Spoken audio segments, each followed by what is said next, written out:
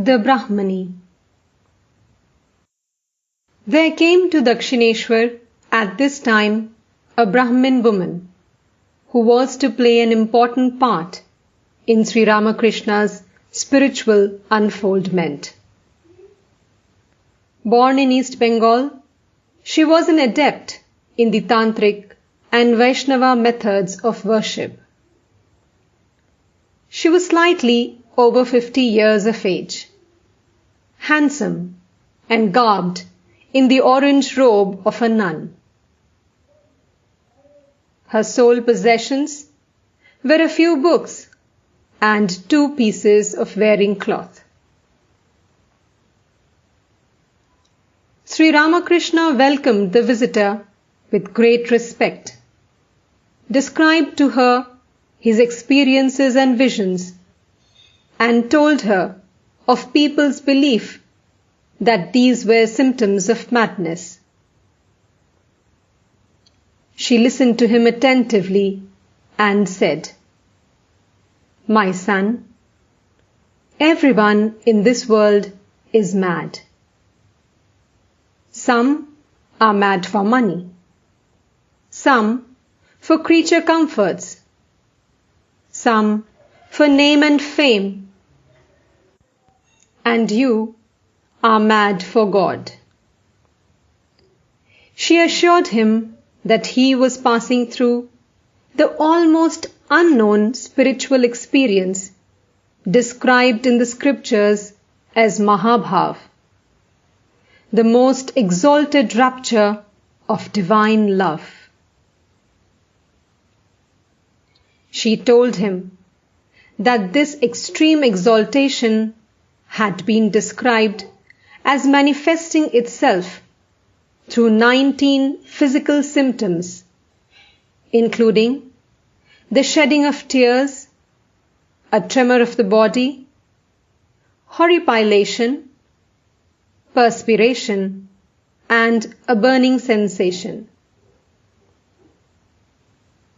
The Bhakti scriptures, she declared, had recorded only 2 instances of the experience, namely those of Sri Radha and Sri Chaitanya.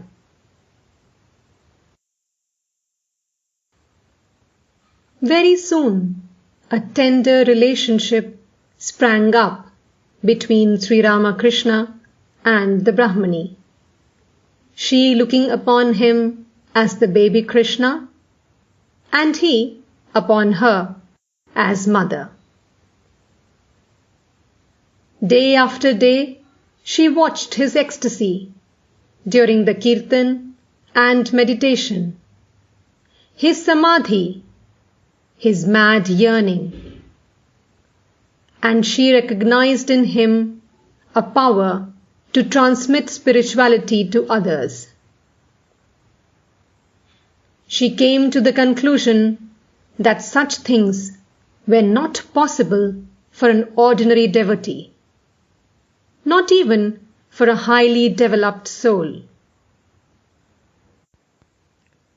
Only an incarnation of God was capable of such spiritual manifestations. She proclaimed openly that Sri Ramakrishna, like Sri Chaitanya, was an incarnation of God. When Sri Ramakrishna told Mathur what the Brahmani had said about him, Mathur shook his head in doubt. He was reluctant to accept him as an incarnation of God, an avatar comparable to Rama, Krishna, Buddha, and Chaitanya.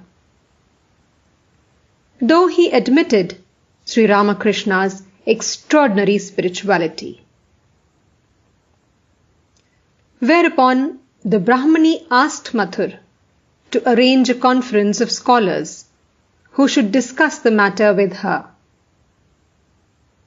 He agreed to the proposal and the meeting was arranged.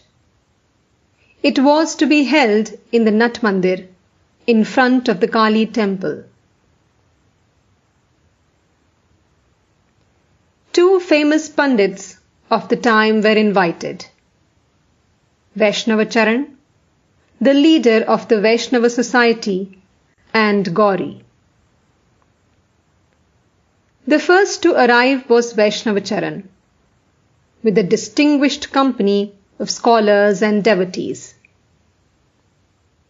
The Brahmani, like a proud mother, proclaimed her view before him and supported it with quotations from the scriptures. As the Pandits discussed the deep theological question, Sri Ramakrishna, perfectly indifferent to everything happening around him, sat in their midst like a child, immersed in his own thoughts, sometimes smiling, sometimes chewing a pinch of spices from a pouch, or again saying to Vaishnavacharan with a nudge, "Look here, sometimes I feel like this too." Presently, Vaishnavacharan arose to declare himself in total agreement with the view of the Brahmani. He declared that Sri Ramakrishna had undoubtedly experienced Mahabhav, and that this was the certain sign of the rare manifestation of God in a man. The people assembled there, especially the officers of the temple garden, were struck dumb. Sri Ramakrishna said to Mathur, like a boy, "Just fancy, he too says so." Well, I am glad to learn that after all, it is not a disease.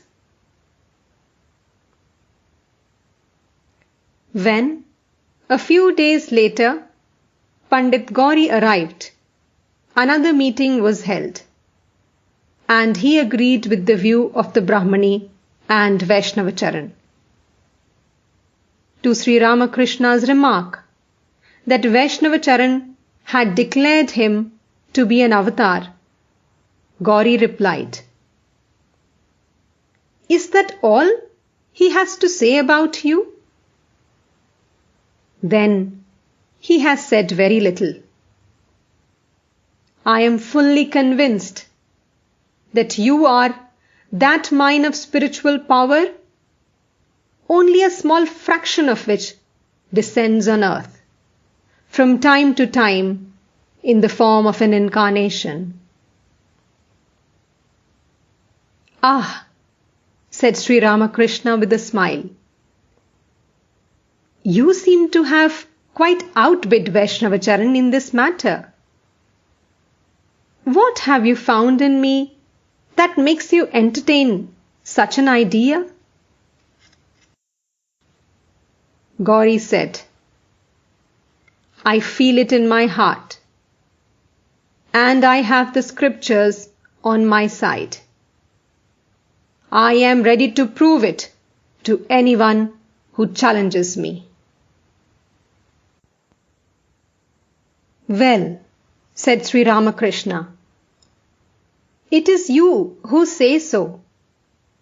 But believe me, I know nothing about it." Thus, the insane priest was, by verdict of the great scholars of the day, proclaimed a divine incarnation. His visions were not the result of an overheated brain. They had precedent in spiritual history. And how did the proclamation affect Sri Ramakrishna himself? He remained the simple child of the mother that he had been since the first day of his life.